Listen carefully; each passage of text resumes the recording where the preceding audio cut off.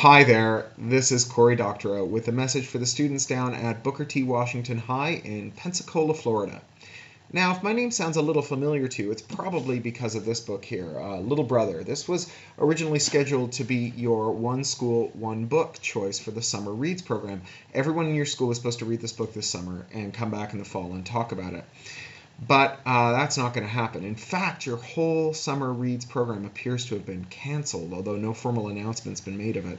And it appears it was made that it was canceled because Dr. Michael Roberts, your principal there, doesn't like my book. And that's okay. You don't have to like my book. I don't like every book that other people have written, and that's a legitimate thing. But the reason he doesn't like my book is not apparently because of the prose. He thinks that the story is fine as far as I know. He thinks that the characters are fine and so on. He doesn't really like its politics as far as I can tell.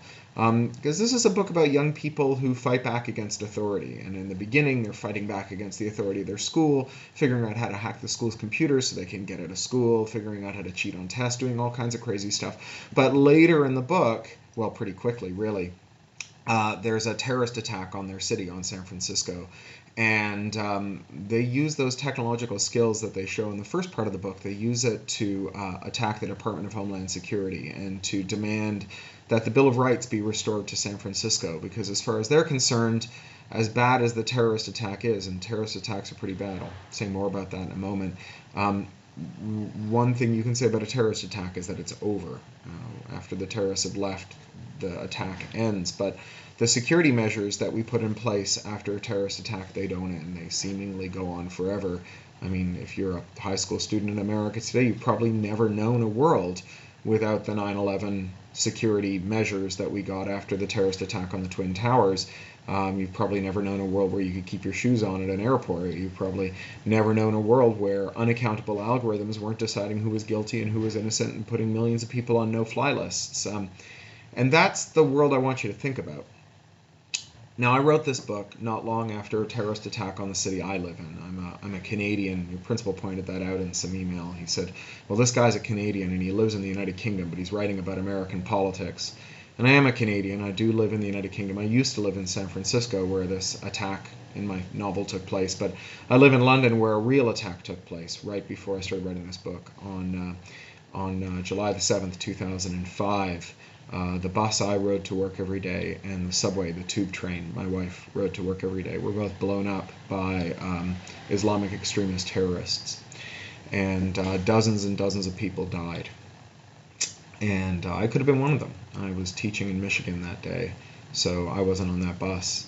And because I was teaching in Michigan, I didn't get my wife out of bed, because that's kind of my job. I'm her alarm clock. And so she slept in a bit, and so she wasn't on that train. So it's not like I don't think terrorist attacks are bad. I've got a pretty keen appreciation for what can happen when terrorists attack your city. It's just that I'm not, I didn't elect the terrorists. The terrorists don't claim to be acting on my behalf, but the governments that put people in Guantanamo Bay, that torture, that spy, that violate the rules, that tear up the law books in the name of preventing terror, they are supposedly doing it on my behalf. And so I feel like I got something to say to those people if they're going to do it on my behalf. And Little Brother was the way that I did it. Now, a lot of people seem to like Little Brother. It's been translated into a couple dozen languages. It's not only been the one school, one book choice for a lot of other schools, it was a one city, one book choice for the whole city of San Francisco. That's the city I blew up in the book. Apparently they managed to get over it. And I spent a couple of days out there last fall talking to them about this book, just like I was going to come and talk to you about this book. And I think that it's a pity that I'm not going to get a chance to do that with your whole school. Not because I think you should all read my book, or because I was hoping to sell you a lot of copies. My books, you can get them all for free. The day they come out in stores, you can go and download them for free from the internet. If you go to craphound.com/littlebrother, you can download as many copies as you like of this book for free with my permission in every ebook format, and share them with your friends. So long as you're not charging money for it, I'm okay with that. So it wasn't like I was doing this in order to get a paycheck. I was doing it because I think that this discussion is important, and that talking about it in schools is really important. I've done a lot of time talking about this stuff in schools. I've written 4 or 5 young adult novels, and I go on these big tours every year or two. I go to 20, 30 cities, and in every city I'll go to like at least 2 and sometimes 6 schools. I've done school visits all over the world, Australia and Germany and everywhere really. And the one thing I find is that kids want to talk about these subjects and they've got something to say about it, and that afterwards I've always learned something that I didn't know going in. And I hope the kids have learned something too that they didn't know going in. It's a mutual exchange, and that's something I was really looking forward to. Now, it's ironic that one of the other summer reads that your schools had assigned to it was a book called Fahrenheit 451 by a hero of mine, a wonderful writer named Ray Bradbury, who died just a couple of years ago. And Bradbury wrote this incredible book about censorship and about the value of talking about books that you don't agree with instead of destroying them. And obviously, your principal hasn't destroyed this book, but he has destroyed in some important way our chance to talk to each other. So I want to snatch victory from the jaws of defeat here. I want to do something to make this situation better. And so the first thing I'm doing is making this video. I'm going to hope that you folks are intrigued by the fact that there's an adult in your life who thinks that reading this book might somehow harm you. I'm hoping that that'll make you want to read it. In my experience, that's something kids actually really do want to find out more about. And that's something called the Streisand effect. Mike Masnick, a writer at Tector, coined this after a really funny and strange thing happened. You may have heard of a singer and actor called Barbra Streisand. She's actually pretty good. I like her work. Not so much her music as her acting, but her music's okay too. Now, like a lot of famous people, she moved out to California and she got a house on the beach in Los Angeles. And I don't have to tell people in Florida about this. Beaches are eroding around the world. They're washing away. And so one of the things that groups nearby, scientists nearby, wanted to do to measure the soil erosion or the beach erosion on the California coastline is they flew airplanes over the coast periodically, and they took pictures as they flew over of the coastline, really good pictures that showed them from month to month and year to year what was happening with it. Now, since Barbra Streisand owns a mansion on the coast, they got a picture of her roof and her pool. Looks like a nice house. And Streisand, she objected to these photos. She said that they were illegal, and she sued them over it. Now, before she sued these environmental photographers, these aerial photographers over this, 3 people had looked at the photo of her roof, probably accidentally just while scrolling through thousands of them. After she literally made a federal case out of it, millions of people had looked at it, and now it's become one of the iconic images of the internet. And that's a funny thing. When you try and censor a book, when you try and censor information, people want to know what's being censored and why, and they want to see it. And the amazing thing about life in the internet era is that you can. Everything is just one search away. So I'm hoping that you'll want to find out more about this book and that you'll go and read it. And to help make that happen, my publisher, Tor Books, has offered to donate 200 print paperback copies of this book to you guys, which is cool. You can download it for free right away. You can get it when it comes into your school. I'm actually going to go one better than them. A couple of years ago, my British publisher, HarperCollins, they did this slip-cased $200 edition of Little Brother with these beautiful limited edition illustrations, rare, signed, numbered copies. Now, I'm guessing that your school has some kind of charitable fundraiser every year, because every school's got charitable fundraisers, and I'm going to send you one of these that you can auction or raffle off as part of your charitable fundraiser. And I'm going to go even better than that, because do you see this amazing poster in the background here?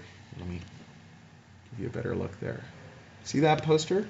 That's a poster from this company called Lithographs, and Lithographs takes every word of a novel and turns it into a work of art. The words are teeny weeny, but on that poster back there is every word of Little Brother, and I'm going to send you a couple of them. One for Mary Kate Griffith, the head of your English department, who has fought like a tiger for this book to hang up in the English department, and the other one for Betsy Woolley, your librarian, to hang up.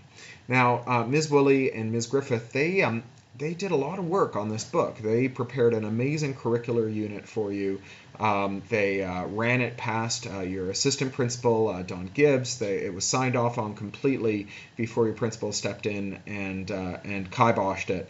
So I'm thinking that there's a lot for them to talk to you about if you want to avail yourself of the opportunity to read this book and tell your friends about it and disagree with it or agree with it or think about it or do that critical thing that you're supposed to do in a school with it. I think Floridians are pretty good at this stuff. I think Florida sometimes gets a crummy reputation as a place just full of retirees and alligators. But I tell you what, I was half raised in Florida. My grandparents retired to Florida, and they're retirees. And my parents both teach at Nova Southeastern in Fort Lauderdale.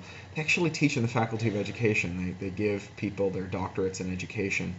And so I've spent a lot of time in Florida, and I got a lot of time for Floridians. And I think that you folks are perfectly poised to have a critical discourse about things like personal liberty, race, migration, and free speech, and all of those issues that are so key to the history of Florida, the current situation in America, and really everyone in the world.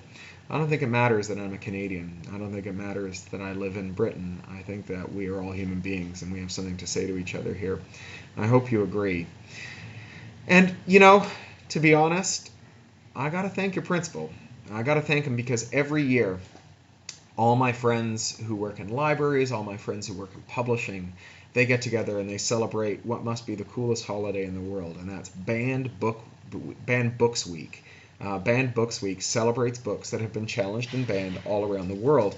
And I got a lot of friends in libraries. I used to work in my high school library, and then when I worked at an NGO at the United Nations, I did a lot of work with the library NGOs, with the International Federation of Library Associations, and I do a lot of work with the American Library Association in the UK and the Canadian Library Association in Canada, and here CILIP, which is our equivalent here in the UK. And when they bust out these Banned Books Week posters and ads and information cards, they're always full of these incredible books that have been banned. And I'm like, what's a guy got to do to get his book banned around here? And now I found out. You just got to send it down to Booker T. Washington High down in Florida, and it'll be banned in a jiffy. But I hope you guys can do something about it. I'm looking forward to talking to some of you, at least in the fall. I hope that you read my book, that you enjoy my book, that it makes you think. And I've really got to thank your faculty there, especially Ms. Griffith and Ms. Willie, for sticking up for me and for sticking up for your right to read. Thanks.